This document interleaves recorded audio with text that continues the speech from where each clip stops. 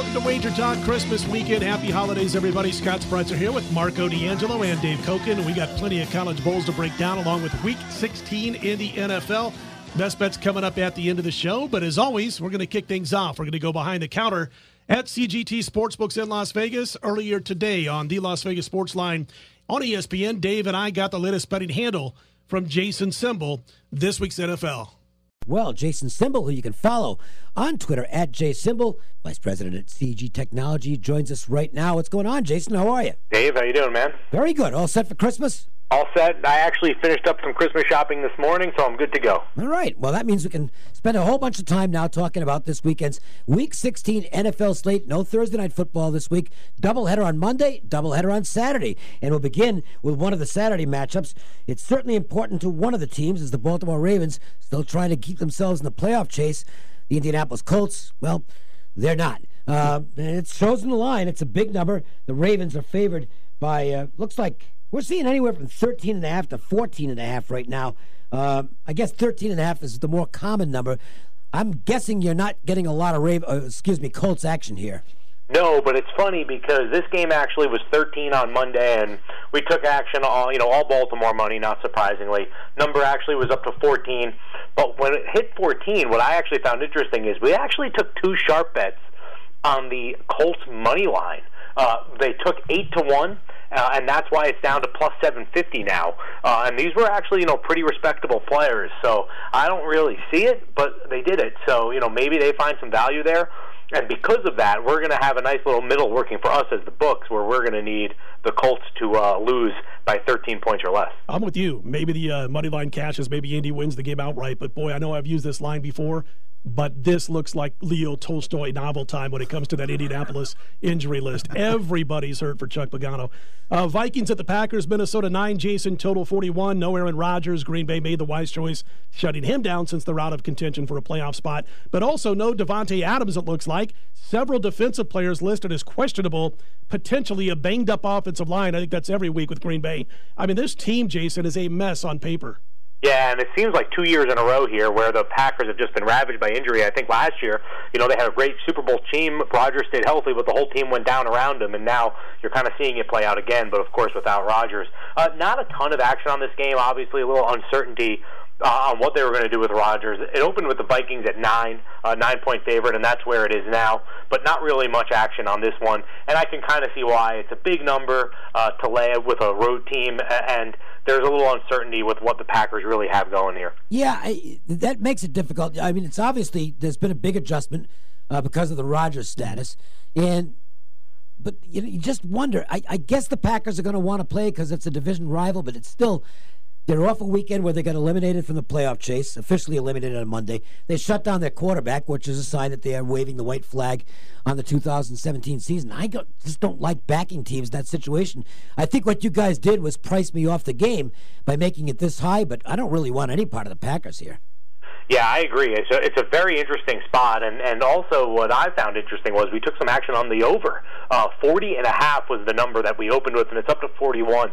So some action quietly on the over, which again is another one I don't really see. So trying to piece together some of the moves this week has been a little tricky. But like I said before, I don't know how you can take the Packers, but I also don't know how you can lay 9 with the Vikings on the road. So it's a tough spot here. A stay away for me. Here's Detroit and Cincinnati. The Bengals put up that great fight a couple weeks ago against the Steelers, led 17-0, ended up losing the game that ended their season. Marvin Lewis announces prior to last week's game, strange timing, that he's not going to be returning. Cincinnati has packed it in the last 2 weeks and not played. Why do they show up suddenly against the Lions? I'm a little surprised where the number is here. I'm not indicating that I like Detroit, but I think a lot of people will at this price. This is another one that I couldn't quite figure out because the Bengals look to have totally mailed it in, not caring at all. We know what's happening with Marvin Lewis, so I don't know what the incentive is for these guys, and we know the Bengals have historically mailed in seasons where they haven't been involved, over the last Marvin Lewis tenure at least, and we actually, if the game started now, need the Lions, which is why I said this is a pretty interesting one. The number was down to at one point down to 4. It's up to 4.5 now, but it was 1 point down to 4. And again, the motivation for the Bengals is just would really scare me from playing them. I know it's going to shock a couple people, but it's Cincy or nothing for me in that game this week. It really is. And I've seen Cincy, as you guys, just look horrible the last 2 weeks. In fact, I had them last week thinking they would win against them 2 weeks ago when they played Chicago.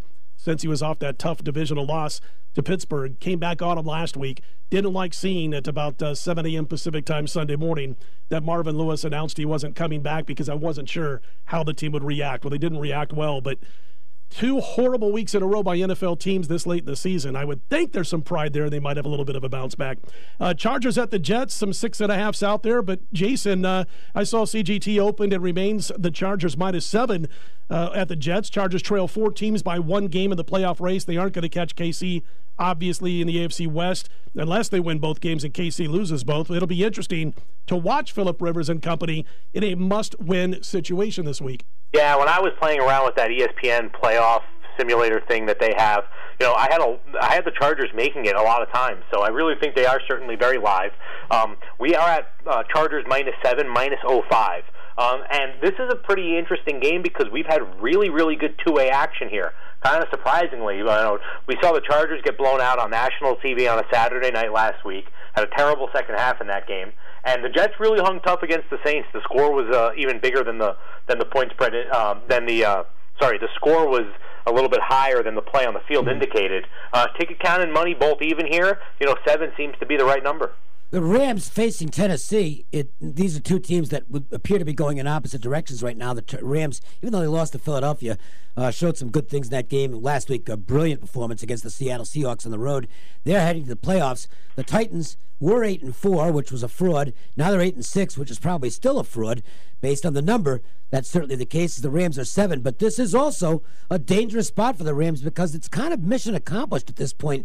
To some degree, and you wonder if they could have a letdown coming out of that big Seattle game. Yeah, look, considering kind of to tie back together to the Chargers, considering that the Titans have this game against the Rams and the Bills are playing the Patriots, you're looking at the Chargers and the Ravens as a really good opportunity to, make a big move here in the playoffs. And this is by far the Rams being the biggest public team of the week, and really nothing was even close to it. When I was looking at the ticket count in this game, there were 10 times more bets placed on the LA Rams, 14 times more money placed on the LA Rams. Nobody wants to touch the Titans after what they've seen. I would imagine that this might end up being our biggest game of the day. Well, here's the game of the day. Game of the week, the Browns at the Bears. Game of the millennium. There you go, man. Last season, the Browns finished 1-15, and head coach Hugh Jackson, as we saw in a report today, if you remember the last year, said, I guarantee we're not going 1-15 again under my watch.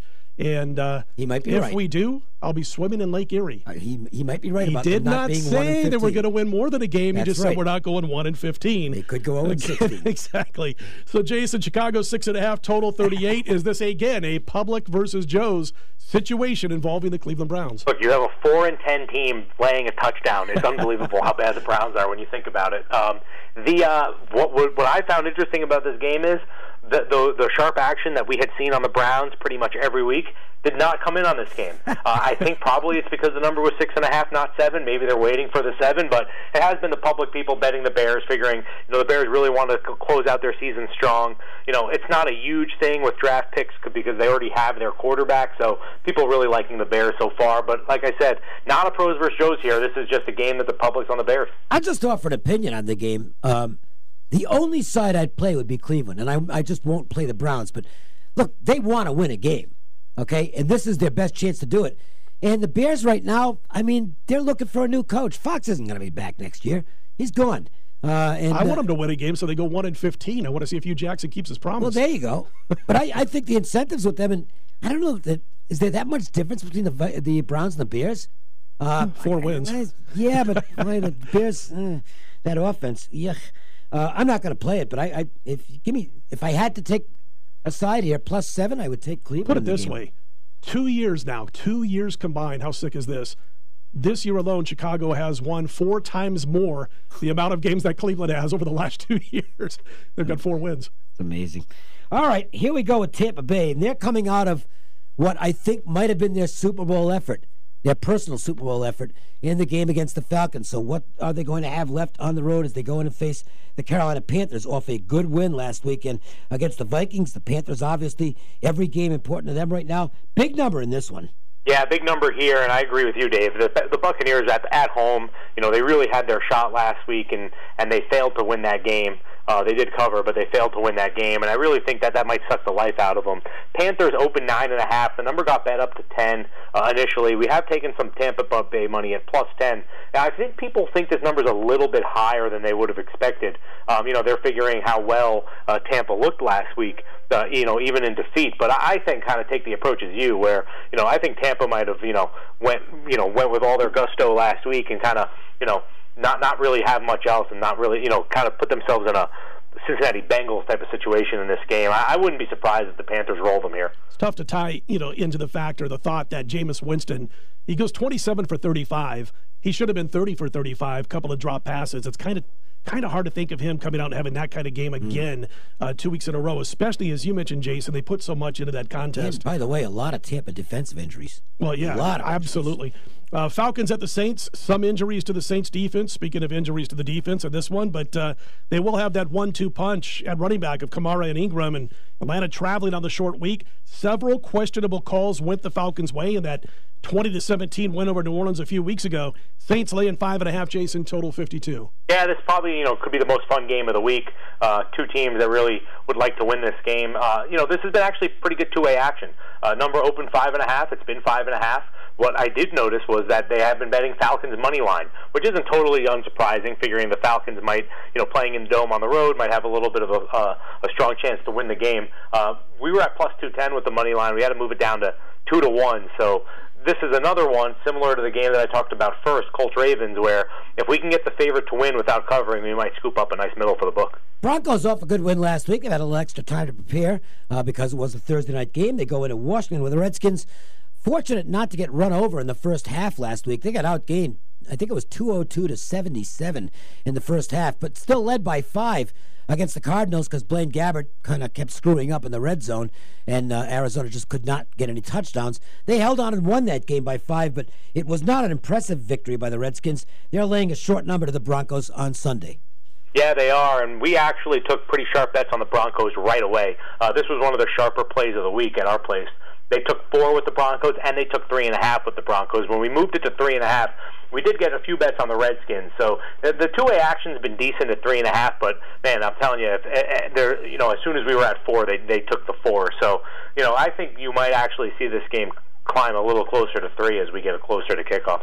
KC's hosting Miami. Chiefs laying 10.5, total 44, and got to give KC credit. They righted the ship when they needed to the last 2 weeks, knocking off Oakland and the Chargers.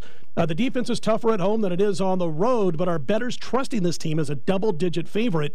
And Jason, at 10.5 last check, you're basically going to have to win by 2 touchdowns to cover that spread. I feel like a broken record because the same thing I talked about twice is actually happening with this game. So we opened this one with the Chiefs -10.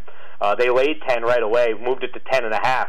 But what was interesting about it is they bet the Dolphins money line. Took a Dolphins money line bet at +475 and a Dolphins money line bet at +450. And I'm not talking $10, $20 bets. These are big bets from some of the respected players that we have, and that's why we have to move the Dolphins to +435 on the money line. So certainly interesting that they're on both the Dolphins and the Dolphins and the Colts money line as double-digit dogs. We'll mention, by the way, the total in this game has dropped a couple of points, and that might continue to be the case. Looks like it might not be the best weather conditions this weekend in Kansas City, and that certainly is not a good thing for Miami. Yeah, not a good thing for Miami, but then at the same time, it's very, very difficult to lay double digits when the total is crashing because, it's hard to win by 11, 12 points and hit the over. So it certainly is going to be a tricky game. But, I would think that the Chiefs seem to have righted the ship. We'll see if they can keep it going. AFC East rivals getting together in Foxborough. It's the Patriots, fresh off the incredibly dramatic win over the Pittsburgh Steelers. They're laying a big number to the Bills. Buffalo would like nothing better than to keep its hopes alive for, whatever, maybe the postseason, I guess. They need a lot of help, but certainly a winning season. They would love to get an upset against the Patriots. If they do so, it will be as a double-digit dog. It will be. The Patriots are a 12-point favorite, and actually took bets on the Patriots right away. This number was 13 for a little bit, enough enough Bills action plus 13 to bring the line down. But this is going to be one of our biggest sweats of the day. We're going to need the Bills to cover this game, and I think if we're looking at a Patriots cover and a Rams cover, it could be a long weekend for us. In the NFL, we head up to the Bay Area. Jason, the Jaguars laying 42.5 on the road. Cluster injuries at wide receiver for Jacksonville. They accomplished that goal of making the postseason. They clinched that last week. I believe, Dave and I were talking in the break, I believe that if Tennessee wins early... loses early, that Jacksonville can wrap up this division without even stepping on the field if Tennessee wins early. Obviously, if that's the case, we might not see a whole lot of Leonard Fournette in this one, maybe not even a whole lot of Blake Bortles. Yeah, it's interesting to see what the Jaguars do. You figure if chalk holds and the Rams, who are nearly a touchdown favorite, win, that means the Jaguars lock up the division, but they are one game behind the Steelers for a bye, and they have the head-to-head victory over the Steelers. So, it's tough to say how they'd go about playing this one out. Interesting game here because the public has loved the Jags despite the 49ers play as of late. The Niners on a bit of a winning streak, but 3.5 times more tickets on the Jags, 2 times more money on the Jags. So the public has been backing Jacksonville in this one. Well, I think the public will end up getting involved in this game on, I would think, on the favorite. And I can't argue with the logic. Mm-hmm. The Giants left it all on the field last week in a tremendous effort against the Eagles. Now they're traveling cross-country to face an Arizona team. It's a nothing game for both teams. Cardinals still have a chance to at least finish 500. They do go back to Drew Stanton, who is the lesser of two evils as far as the quarterbacks are concerned, between him and Blaine Gabbert. 3.5, some early money showed on the Giants, which was interesting. Jason, is that going to continue to be the case? I don't think so. This game opened 4, like you said. It's down to 3.5 because of the early money on the Giants, but I don't know how you could bet on this team after what we've seen all year, and then the fact that they really went guns a-blazing against the Eagles and fell short in a pretty dramatic ending. So I definitely think that the public will be on the Cardinals in this game. So far, not a ton of action, though. 2 teams that are out of it, so not a lot of intrigue yet. Very interested to see how the public and the Sharps have reacted on Seattle at Dallas on Sunday night. Dallas laying 5 at home, get the fortunate win when Derek Carr fumbles through the end zone late in the game. Touchback, Dallas wins 20-17. Part of the interesting standpoint on this one is that will Seattle, off the horribly embarrassing loss, come out with a little bit of a chip on their shoulder this week, Jason? How are the bettors reacting? Yeah, we originally kind of slated this game in pencil to be Cowboys 2.5, and then obviously the Seahawks just got absolutely destroyed against the Rams at home, and we went with 4.5, and it was early Cowboys money, which pushed this up to 5. Public all over the Cowboys here, and not a lot of love for the Seahawks.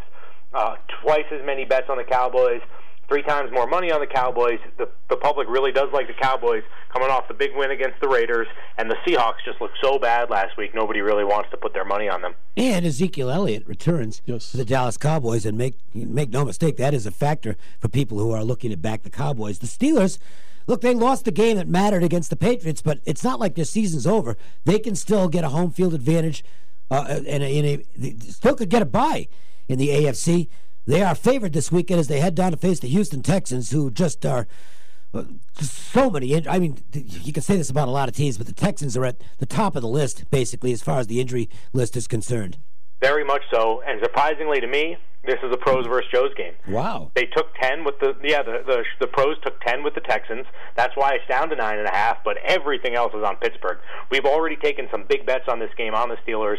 We're going to need the Texans pretty big time in this game. So certainly shaping up to be a pros versus Joes game, and we'll have to wait and see if this line goes up back to 10 again. I have a feeling that it might. That Pittsburgh-Houston game, by the way, kicking off at 1:30 p.m. Pacific on Christmas Day. And then at the regular time on Monday, 5:30 Pacific, you got Oakland and Philly doing battle. Philly, a 9-point favorite, all the way down to 8. So at CGT, I believe you guys got 8, right, Jason? Total 47.5. Raiders haven't stepped up when the schedule has demanded that they step up. It'll be interesting this week because I'm telling you what, right now, nobody runs on Philly. And if Oakland can't get a running game going, it's back to the onus of the offense being on the shoulders of the disappointing passing game. Yeah, we did take a pretty smart bet on the Raiders +9, which is why it is down to 8 now, but it's been all Eagles action besides that. And there's actually a bunch of scenarios. Technically, the Raiders are still mathematically alive, but there's a ton of scenarios that are going to happen earlier in the day.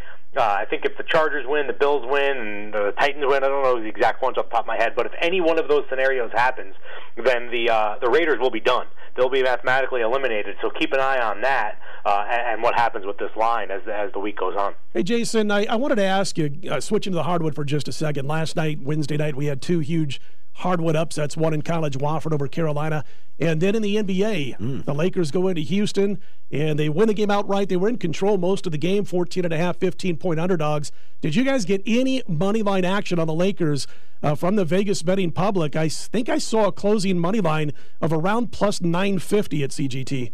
No, we actually didn't. We actually took an L in that game, although, because we got crushed on the total, believe it or not. We actually won a little bit of money to the game, but got crushed on the total. But unfortunately, no crazy fun money line bets to talk about. If you want to give yourself a great Christmas present, how about making sure you don't ever have to worry about standing in line to get a bet down again? Well, it's easy enough to do. Give yourself the gift of a CG mobile account. Absolutely. Look, you're going to be stuck with your family for the next couple of weeks, so you might as well put some money in your account and bet. Make a lot of bets on these Christmas Day games without anybody knowing you're doing it. Why not? Gotta love Jason Simbal, man. I'm telling you, stuck with your family. I like it. Good stuff. Hey, Merry Christmas, Jason. Sure appreciate the help. Absolutely, guys. Happy holidays, and I'll talk to you soon. Same to you. All right, thanks a lot, Jason Simbal. CGT Sportsbooks, all the information they provide each week, we sure do appreciate it at WagerTalk.com. When we come back, we're going to jump to our side of the counter and tackle a handful of college football bowl games. Stick around. It's Manic Monday, and that means every pick at WagerTalk.com is just $9. Get a play in any sport valued at up to $30 for just $9 each and every Monday at WagerTalk.com.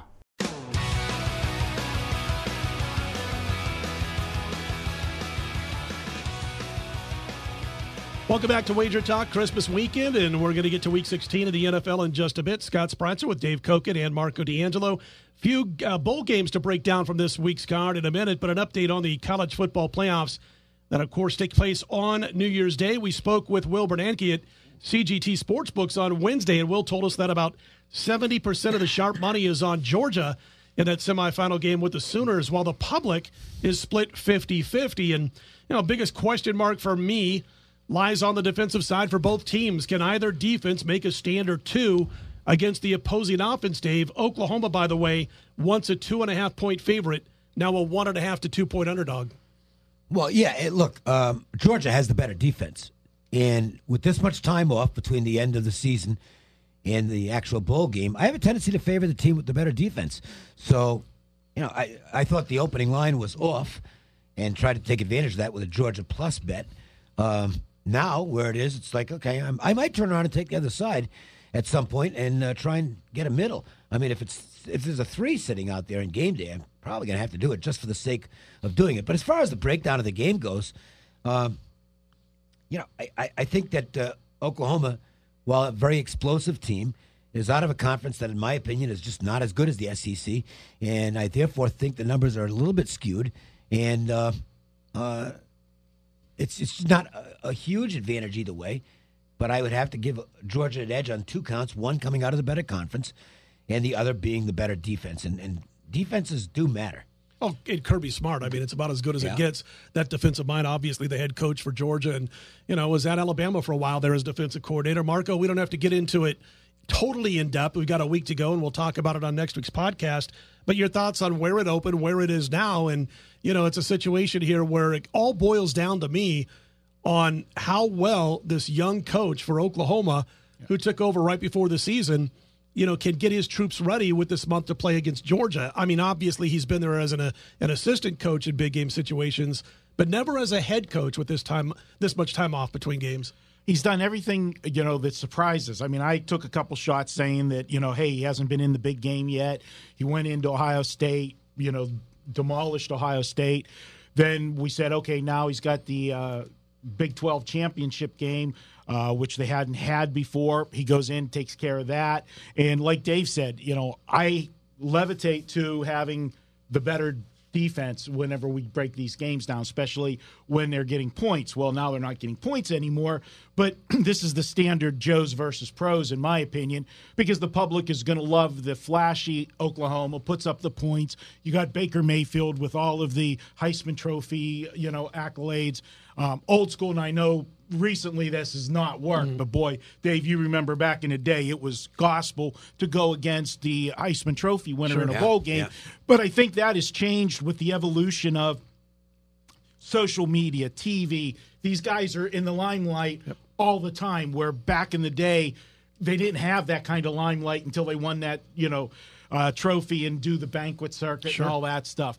But I agree that, I like Georgia in this one. I'll also give a disclaimer. I was on TCU twice against Oklahoma, catching the points, thinking the same thing, the better defense getting points. But Georgia's a different animal than TCU in their offense. They're going to pound it right down the middle of Oklahoma. I mean, they're going to run right at them. And they got not one, not two, three backs that they can just line up that could start on most teams across the country. They're 3 deep. Everybody on Alabama, from what Wilbert Anke told us over at CGT, and over 70% of the public money is on Alabama. Over 70% of the sharp money thus far has been on Bama, the tied a 3-point favorite. Couple of shops I saw 2.5s out there on Thursday afternoon. But Marco, again, Dave was asking Will the other day on the radio show, do you think it has a shot to get to 3.5? And I'm telling you right now, if you got this at a pick, if you got Alabama at 1, maybe 1.5, you definitely have to think about trying to get a middle at 3.5 if it does get there. My thought is, as soon as it gets there, if it does, not so sure it will, but if it gets there, it's going to be gone in the blink of an eye. Yeah, it's one of those, it'll be the old ping pong game. As soon as it hits 3.5, you're going to get guys that bet, whether you want to call them sharps or number guys, advantage players, they're just going to grab the 3.5 because it's there. Because I'm sure that they were on the early number whenever this game was a pick 'em and one. So they'll grab that. So you're going to have to be fast to get it. I don't think it gets there. Clemson has played so well for 3 years. And we expected the drop off this year, but they didn't. And the quarterback's done everything asked of him. The one game, this is going to be a game that he's going to have to do a little bit more because, Alabama, you give Saban the extra time. And, in my opinion, Dabo Swinney, may be the best college football coach out there. I know everybody might defer to Saban, but looking at the last 2 years, what he's done in the championship game against Saban, might have to give him the nod. I think he's passed him. But Alabama's got something to prove in this one. All of the hype, do they deserve to be in and everything else? Well, there they are. They're the team that everybody was talking about that, hey, they don't deserve to be in. They didn't even go to the championship game, blah, blah, blah. Who's the favorite to win the whole thing of the 4 teams? The team that's ranked 4th in the seeding. And I think they're going to live up to it. I love the fact that Dabo, a couple weeks before this game kicks off, we find out, or a little bit less than a couple of weeks, but we find out that Dabo playing dirty pool with Nick Saban, to use an old phrase, as he was going after a recruit that Alabama had already gotten a little bit of a verbal from, and basically told him, not Nick Saban, I'm sorry, he was going after Urban Meyer, and he basically told the recruit that Urban Meyer is on his way down. He's at the end of his career, and he's looking to get out pretty soon, and he got the kid to flip. Dabo Swinney going after him and doing whatever he has to. Dave, I'll tell you what, as far as this line, I don't think it's going to get to 3.5. And again, I think it's going to be next to impossible to grab that 3.5 unless you're right next to your computer immediately when it happens. Well, that's the advantage, though, of as we steal a phrase from Matthew Holt, that's the way you bet in 2017. But you better have that app on. Well, yeah. I mean, if it's there. Sure. And fortunately, I've got my Don Best screen at home, so I get alerts. Boy, do I get alerts. Well, I mean, the messages are nonstop with these big schedules. Yep. But if something happens, boom, there it is, and you can go right to it. If you have an app at the particular location where the line shows, you can take it in 30 seconds. Yep, good stuff. All right, guys, let's get to some Saturday Bowl action. We're going to start with the Birmingham Bowl, speaking of Alabama. South Florida, a 3-point favorite over Texas Tech. The total 66.5. And, Dave, I know you're no fan of Cliff Kingsbury. No, I'm terrible. no big fan of him or Charlie Strong, but I think Strong rates a little bit higher than Kingsbury for me. And I'm a big fan of Quentin Flowers, quarterback for South Florida. Not sure Tech can reel him in. This is not going to be a play for me, but if I'm going to play this game, what I would do, if you like Texas Tech, I would bet him in the first half. if you like South Florida, play the full game, because we've seen this all year long with Texas Tech getting out-adjusted in the second half. It's just been over and over again. That is the coaching, and I'm not saying Charlie Strong is Bear Bryant. He's not, but next to Cliff Kingsbury, he might be. This has been a constant for me for a couple of years. I don't think he's a real good head football coach. I think he's probably a very good quarterbacks coach or an assistant, but I don't think he's going to win consistently at Texas Tech, and quite frankly, he hasn't. Marco, your thoughts on this? And I'm kind of in the same boat as Dave in that I've been anti-Cliff Kingsbury for a while now, but I'm not big at all on Charlie Strong. It's a situation where, man, I know they got to the championship game in this conference. They got knocked off by Central Florida in an exciting game.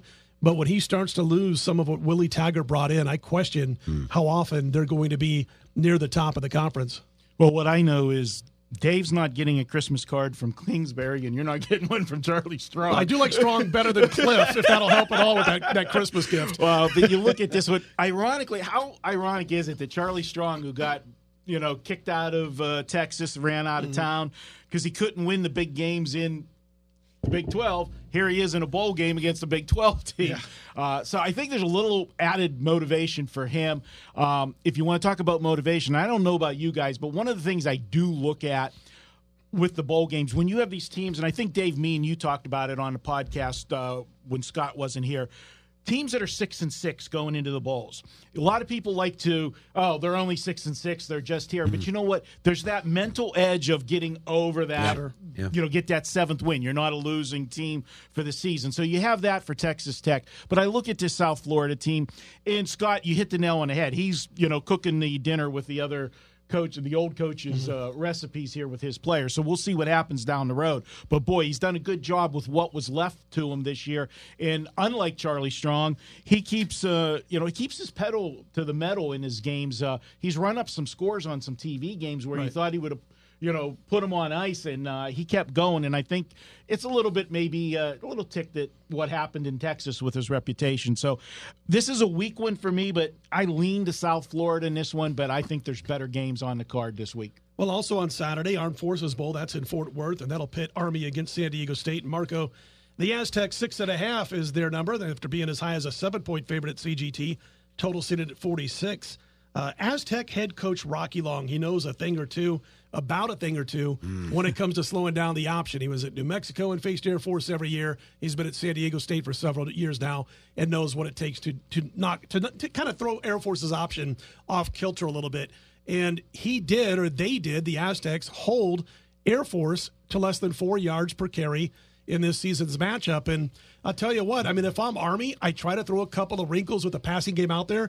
But when Dave and I were previewing when Dave and I were previewing the Army-Navy game on radio, I mean, and I pointed out, basically, Army, I mean, it's a little less than this. Army averages about 1 completion per game. They don't throw the football.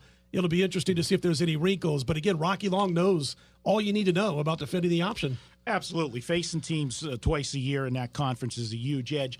Now, with Army, if this wasn't a military academy, boy, you want to talk about a spot for a letdown. Even though they're coming into the bowl game, and that's what everybody works for, beating Navy was such a huge game for them. When you saw those kids, whenever they missed the field goal at the end of the game, Navy, and they, stormed the field, and, just the excitement, because let's face it, this was they beat Navy 2 times in a row, which hadn't happened in forever, and they won the Commander-in-Chief trophy for the first time in 21 years. Yeah, It was, a couple decades before you do that. So what's left? I mean, yes, this winning a bowl game puts the cherry on top of the, the icing on the cake, whatever phrase you want to use there, and they're sitting at 9 wins.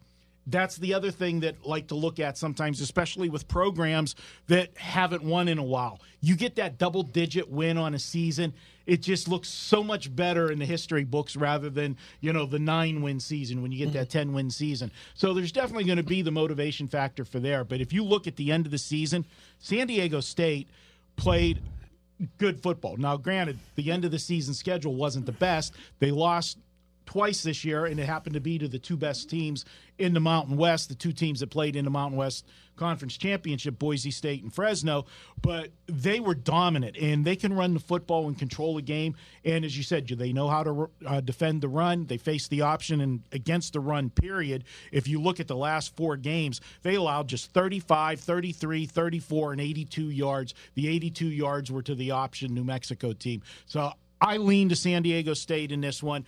I'll lay the points, but Army, it's been a special season for them. And Dave, the second loss for San Diego State, I think that was carryover from the first loss because they were an undefeated football team more than halfway through the season. They lose that first game. There's disappointment. And I really did. I think the first loss cost them the second loss. Other than that, San Diego State's been pretty good all season long. Now, they're a good squad. And, look, Army is they do the one dimension that they have very well. Sure. I mean, they've had a heck of a year, but you also have to factor in that they faced 2 other pure option teams in Navy and Air Force, and then Tulane, which runs. It's a different type of option, but it's still a triple option. Sure.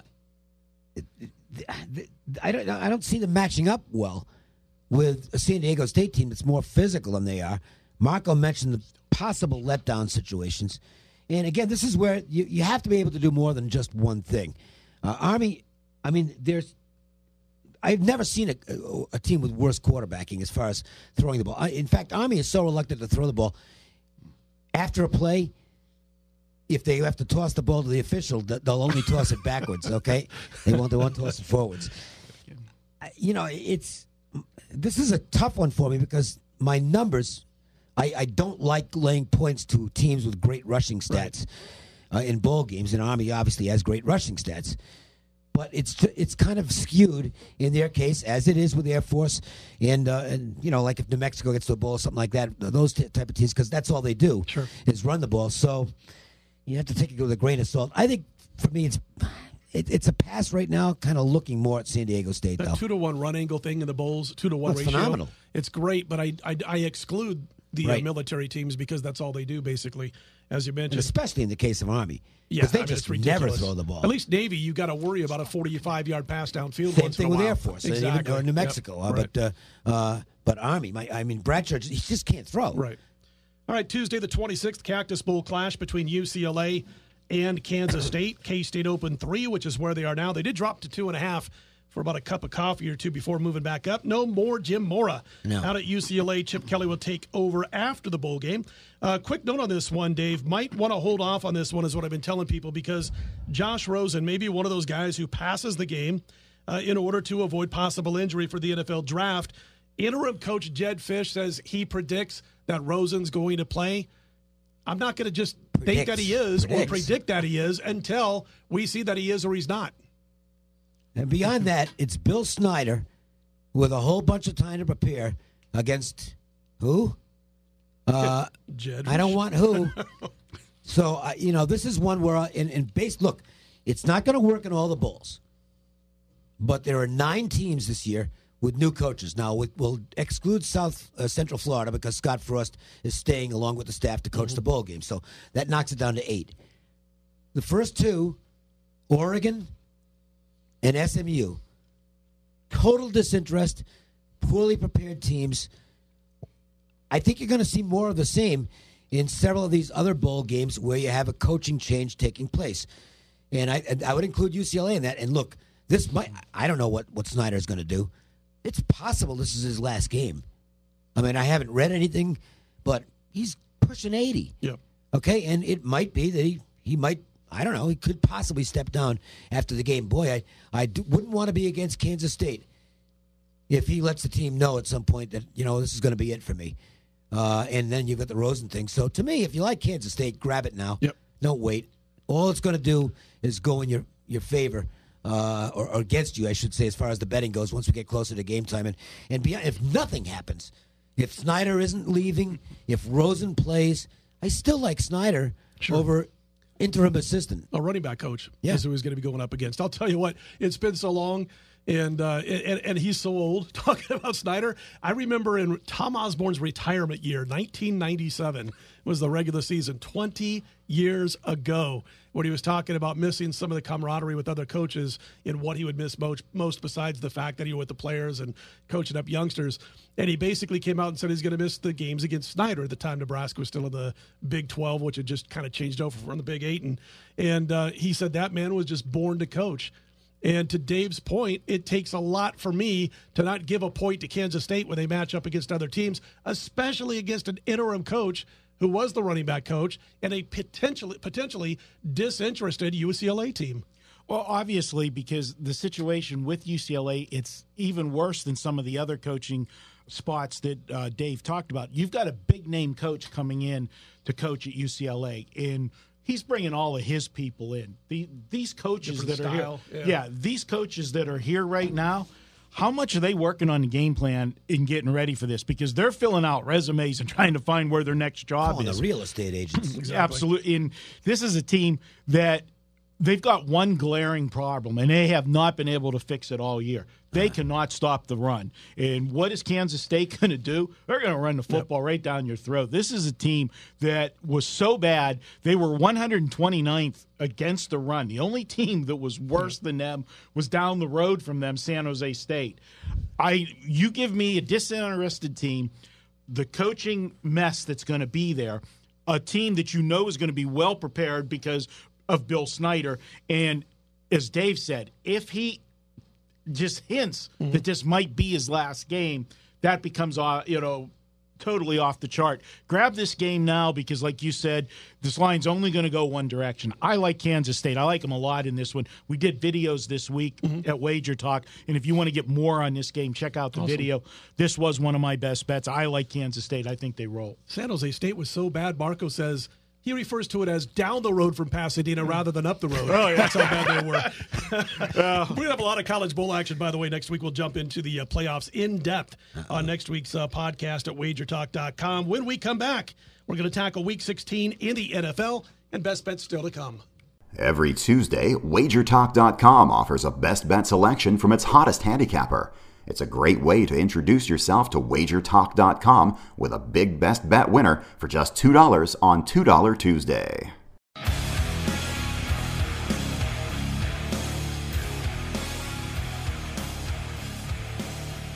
Welcome back to Wager Talk. We're going to jump into NFL Week 16. A few games to preview and, of course, best bets coming up in just a moment. Boy, guys, I know this isn't a pretty game, but you can bet on it. And we got one team in Detroit fighting for their playoff lives, laying 4.5 at Cincy.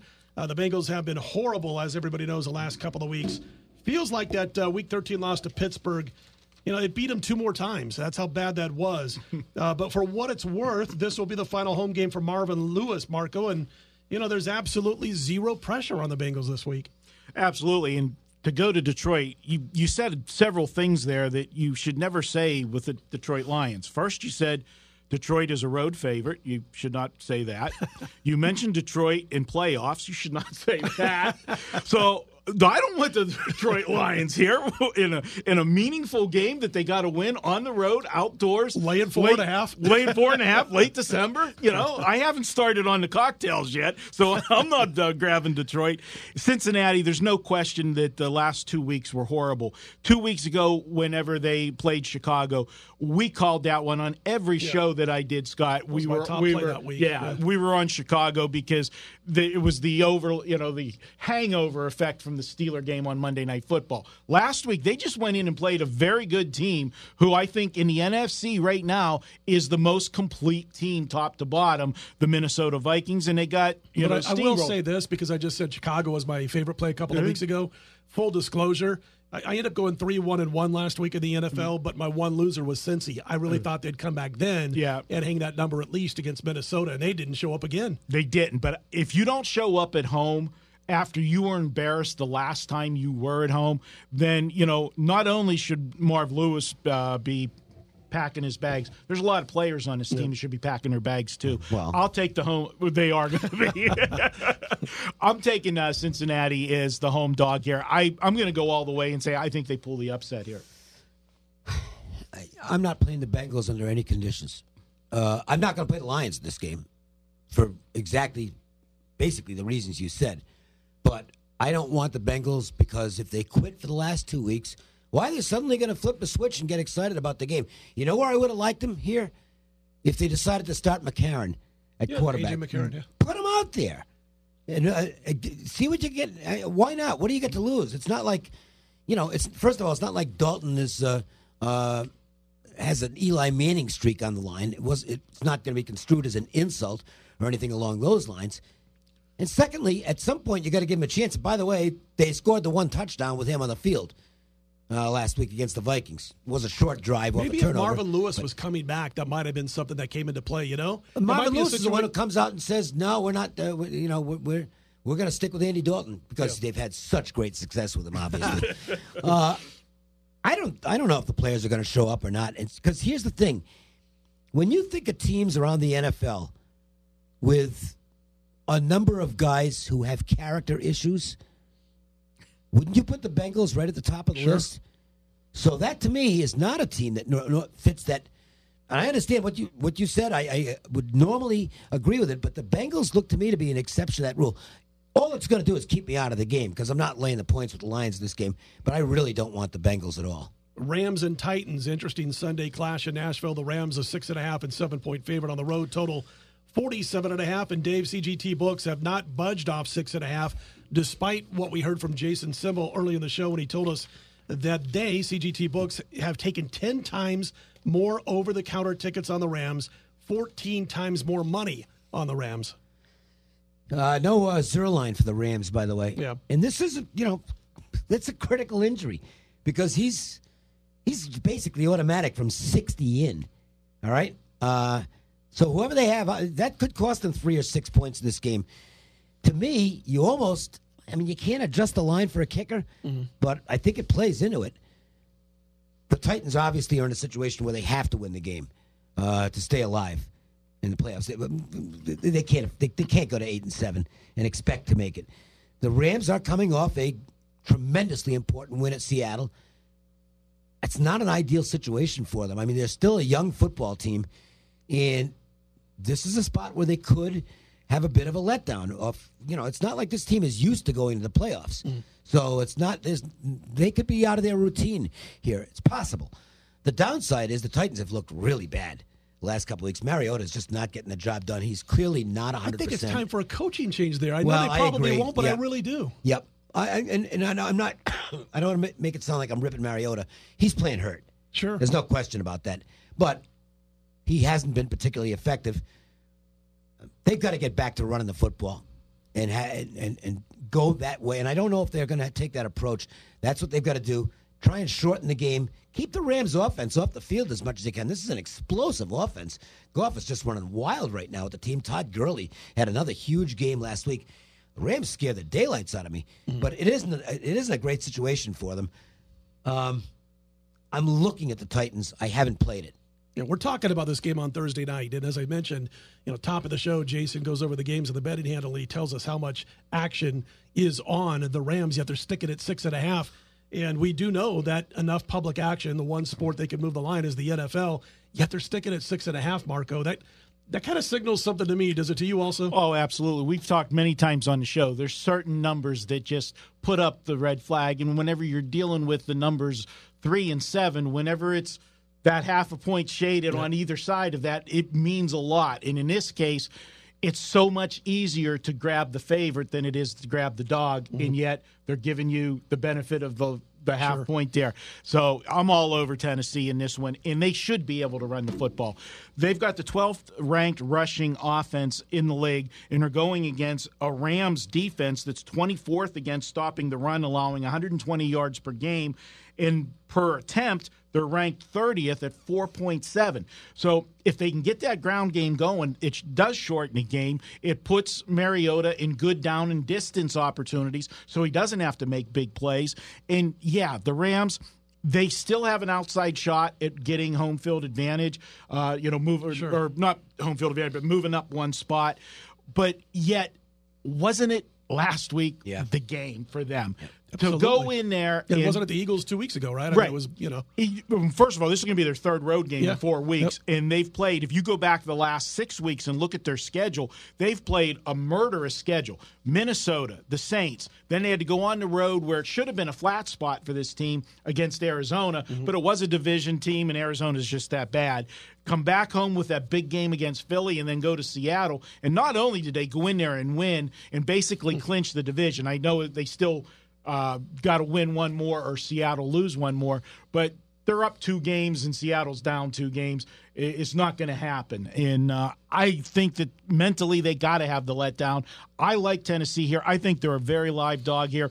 I know Mariota, he's looked good at times, but he's looked very bad more often than not. And I think it does go back to the injury. He's better when he is able to move around and run plays that are designed, with read options and in him rolling out. He hasn't been able to do that kind of stuff with the injury. So I like him here. Get the running game going and just ride the home dog. I think he needs a little bit different looking offense, and I think right now there's just, Mike Mularkey is just not the man for the job to develop him and this team any further than they've already gone. As far as the Rams are concerned, yeah, you mentioned it. I mean, boy, they made the 12th man look more like the redheaded stepchild last week because, boy, did they put a hurt on the Seattle Seahawks. Next game, final game, Falcons and the Saints, big divisional battle. They're going to square off in New Orleans. Atlanta won the first meeting a couple of weeks ago, 20-17. And they got a lot of help from some shaky calls by the officials. It all went Atlanta's way with the refs. The Saints a 5.5-point home favorite here, total 52.5. And Marco, as we heard from Jason also on this particular game, they've taken money line bets on the Falcons from sharps they respect, which drove the money line price from 210 plus 210 down to 2-1. Your thoughts on this one? Yeah, and everybody remembers that Thursday night game because it was a game that both teams tried to give away I don't know how many times. I mean, you had Atlanta, 3 interceptions by Matt Ryan. Then you had Drew Brees when they were chip shot field goal to tie the game at the end. They went for the end zone, and he threw the interception, saved the day for Atlanta backers. I happened to be one that day, and it's a game that I shouldn't have won. But, those are always nice to get one where they gift it to you. But what I'm looking at here, I agree with the Atlanta action going to that side. I think this line is overinflated because everybody automatically thinks that the Saints, they could have won that game, should have won that game, almost won it on the road. Now they're at home in Atlanta. When they win, they're not impressive like Monday night against Tampa Bay. But I think the better play here is the over. And if you remember that game, it was a Thursday night game, so you had the short week. Most sharps seem to like the unders on Thursday because of the less, prep time and everything. Then you look at that game, there was 4 turnovers, and we all know turnovers can dictate an over and under, depending where they happen. Well, if you watch that game, all of those turnovers were at the other end of the field when teams were ready to score. So you had time. It wasn't giving up short field situations. No, it was at the end of decent long drives. Right. Yeah. It's, so you're still at 20-17 in a game where they squandered 4 scoring opportunities. And what also happens with that, with the game being tight the way it was, it also changes the pace of the game because one team doesn't get a little bit of separation where you got to force the issue. Both teams were playing, basically not to lose instead of playing to win. I think you're going to see a wide open, old-fashioned Saints-Falcons game go over. Over the total, Dave, for Marco. Atlanta can't close the game. I mean, they did everything they could do again last week, and fortunately for them, Tampa missed the kick. So this will go back to, you want to play Atlanta here? Play them in the first half. This has been an ongoing thing for them all season. They suck at make adjustments. And that's the coaching, okay? And it's also the mental because I don't think there's any question. It still ties in to what we saw last year in the Super Bowl, the collapse of the ages. It's the worst collapse of all time in the Super Bowl, and I think it's carried forward this year. And the team has no confidence late in the game, and they make, when you start to feel that pressure – and the collar keeps getting tighter, you start making mistakes, and they do it every week. So that's what I would say in this game. Is it's as simple as that. If you like New Orleans, play the full game. If you like Atlanta, play the first half. I think it is going to be high scoring. Falcons' defense is really bad. And everybody outside of Matt Ryan, we saw him was a Monday night against Tampa Bay, when he lit up his receivers, just screamed as they're walking to the line of scrimmage. Everybody's like lollygagging out there. And we saw that throughout the course of several of their second halves this year. Great expletive. And he just was like, I mean, my gosh, he just yelled at him. And I'm going to say it because we're on a podcast right now and we can do it. But if you didn't hear it, if you weren't watching the game, he yelled at Julio Jones and his receivers. He goes, "Get the fuck set." And he screamed it so loud that you could hear it on every TV across America and radio station broadcasting the game. And it's a situation where I kind of feel sorry for Matt Ryan because he looks to me like he's the only one that's got complete focus game in, game out. Yeah, Freeman has a bad fumble last week that they got away with because it happened to be bounced right to another guy. It was just a terrible fumble. They're just, they're loaded on paper. Mm-hmm. And that's why the Falcons are still a team that has a chance to make the playoffs. Absolutely. But loaded on paper does not equate to being a good football team. And this year they're not a good football team. New Orleans, it looks like they're fine at running back. Kamara and Ingram are going to be out there. It's such versatility at that position, and it's just opened things up for Drew Brees to manage the game properly. And when Brees can manage a game and doesn't have to be the whole show himself, he is still a great NFL quarterback, truly elite. I think the Saints are going to win the game. So I might take a look at this full game.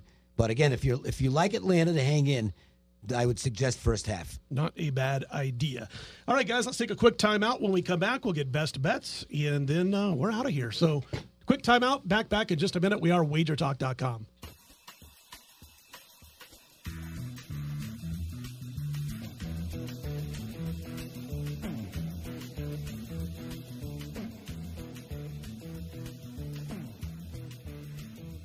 Welcome back to Wager Talk Christmas weekend. And again, want to wish everybody happy holidays. Don't forget, we'll be back here next week. Thursday night, we'll take a look at the college football playoff games and the final week in the NFL. Before we say goodbye, though, for the night, we got to get to best bets. Start with Dave Cokin. You can follow him on Twitter at Dave Cokin. Check out the radio show, which is the Las Vegas Sports Line, ESPN Las Vegas, each and every day, 2 p.m. to 3 p.m. Pacific. And, of course, we all tweet out the podcast later on in the day. Dave, what do you got going this weekend, and what's your best bet on the show? I have my NFL game of the week is already posted. I've had a great run in the 5% place. I mean, it's been lost one last week, but I mean they've been so good over the past 6-8 weeks, something like that, hitting around 75% of those games. So there's a 5% play on a bowl. Well, the bowl game will be done, but there's a 5% NFL play. Hope to have something along those lines in basketball. Well, when does the bowl game go, by the way? Because this will be up on Thursday night. Well, it's tomorrow. Oh, it's Friday. Never mind. Okay. Yeah. So you haven't gotten it yet, then you're not getting it. The NHL has been just jamming, absolutely spectacular in the NHL. I struggled a bit in college basketball, and it struggled a bit is an understatement. It is. I can't win a close game right now. But the other stuff's doing great, so pick those games up at WagerTalk.com and be sure and listen to the radio show and all that good stuff. Kansas State. I think there's value right now because the only thing that can happen from here is bad for UCLA. I handicapped the game under the assumption Rosen's playing. I still think he is, but he isn't 100%.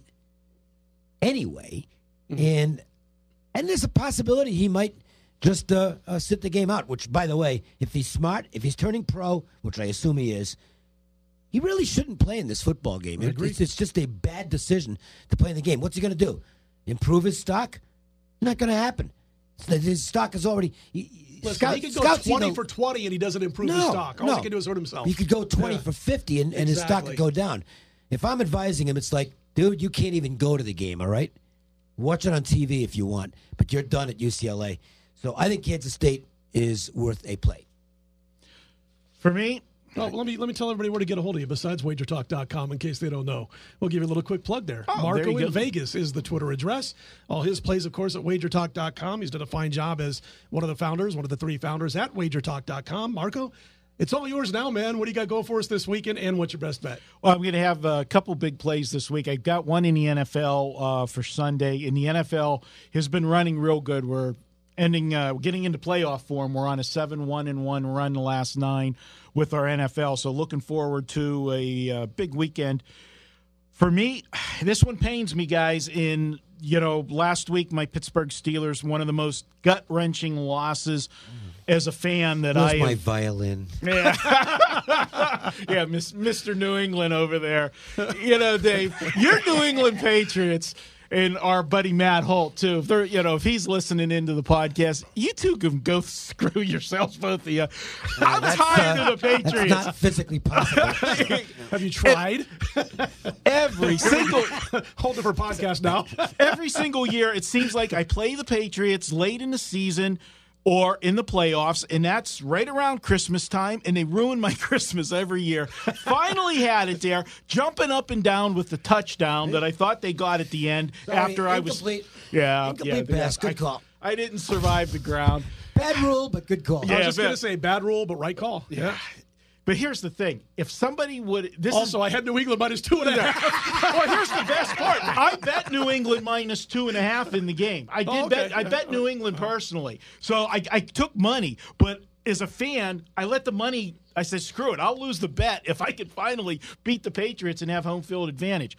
If you're the Steelers, I know how much this one hurt for me. How do they go? Because they have been battling this team every year and been getting their doors blown off. Finally, Tomlin made some adjustments that worked for 3.5 quarters until they did the final drive of Brady and Gronk just playing catch down the field for the touchdown. I don't know how anybody didn't figure out that Gronk was getting the ball on every play. Who's that big guy running down the field with single coverage? The catch he made. Oh my gosh! I don't know how it's possible for him to make that catch. I have nightmares of him in my sleep, of the way he has brutalized my Steelers. But seriously, going now on Monday night, or Monday afternoon, I should say, Christmas Day, they need a win because they need to hold Jacksonville off, who was only one game behind them. Mm-hmm. And Jacksonville owns the tiebreaker because that was the infamous 5-interception game by Ben against Jacksonville at Heinz Field. So they need a game to win.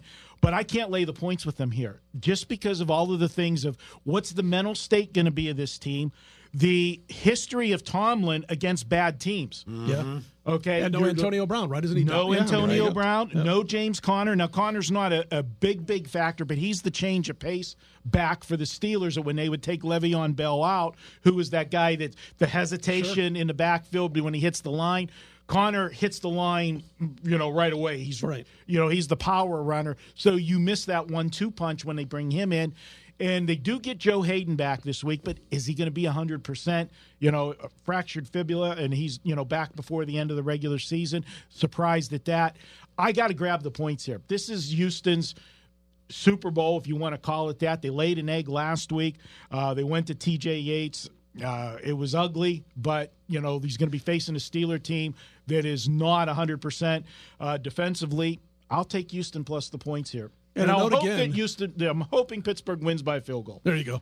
Yeah, you got. I was going to say your boys got to win, but you win also. There's against a lot the spread, of points going here. with the dog exactly. And again, that game. There's 2 games on Christmas Day, as you mentioned. This is the 1:30 Pacific time kick. Houston plus the points over Pittsburgh. I'm at Scott Wins. My stuff is at WagerTalk.com, and I'm going to have 2 5% plays going in the college bowls. One is already there. It's a New Year's Day game. The other one goes this coming week. And those, again, at WagerTalk.com. Also, NFL. The last couple of weeks, we've done quite well. In fact, 2 weeks ago, a nice 5-0 NFL Sunday. So we'll look to keep that going down the stretch here. I'm going to go with the Carolina Panthers, guys. I'm going to lay points that I don't normally lay. They're laying 10 points as we speak. No matter what the Panthers do, they can't overtake New Orleans in the division unless the Saints lose a game and the Panthers win out. New Orleans does own the tiebreaker, but the Buccaneers played their tails off on Monday night. Short week. Jameis Winston, 27 for 35 in that game. Probably would have been 30 for 35 if his receivers hang on to well-thrown passes that hit him in the hands and were dropped. I look back at that first meeting with the Panthers. They held Tampa Bay to 3 points. They beat them 17-3, and it was worse than that than the final score would indicate. Under Ron Rivera, how about this stat? And you can use this, by the way, on your Joe's Angle of the Day tomorrow, since I won't be with you, Dave. But this stat on Carolina under head coach Ron Rivera, 20-6 straight up, 17-9 against the spread over the final 4 games of the season. They tend to finish up strong. I think they will here. I'll take the Panthers. I'll lay the 10 spot with Carolina. My best bet on the show for Sunday slate. Good stuff, guys. Again, happy holidays to everybody. We're going to be back next week, next Thursday night, college football playoffs. final week of the NFL, and more. For Dave Cokin, for Marco D'Angelo, for Mark Seidel, I'm Scott Spreitzer. You know what to do. Put them in the win column. Have a great Christmas weekend. And I bid you good night. Good night. Good night. I'll catch you on the flip side.